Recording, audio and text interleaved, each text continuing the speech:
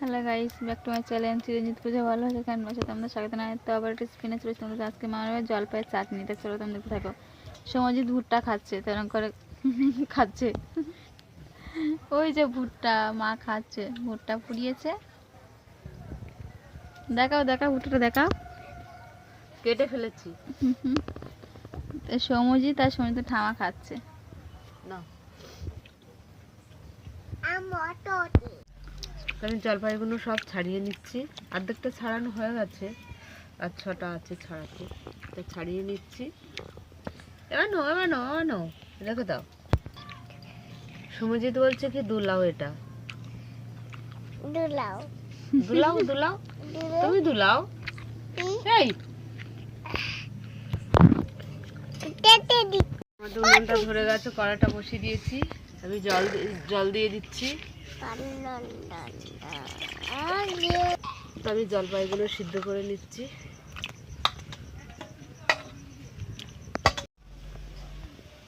তো আমাদের জলপাইটা সিদ্ধ হয়ে গেছে, আমরা নামিয়ে নিচ্ছি। জলপাইটা হাতা দিয়ে সব ঘেটে নিচ্ছি, ভালোই সিদ্ধ হয়ে গেছে। এটা দিয়েই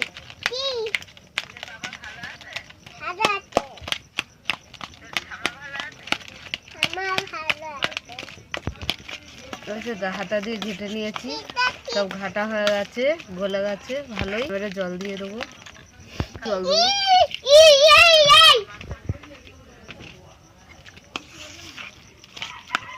কড়াটা বসিয়ে দিচ্ছি।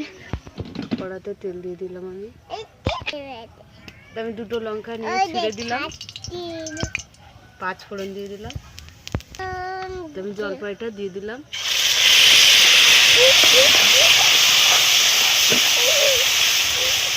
তো আমি জল দিয়ে দিচ্ছি। কাজু বাদাম আর কিশমিশ দিয়ে দিলাম। তো স্বাদ মতন একটু নুন দিয়ে দিলাম। আমি 500 চিনি দিয়ে দিলাম। 500 চিনি অবশ্য কিছু হবেও না।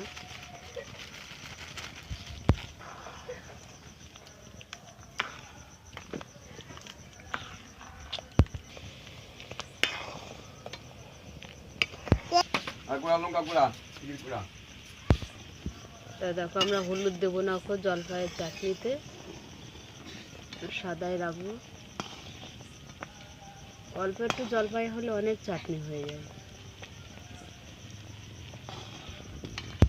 তো আমাদের চাটনিটা হয়ে গেছে, আমি নামিয়ে নিলাম।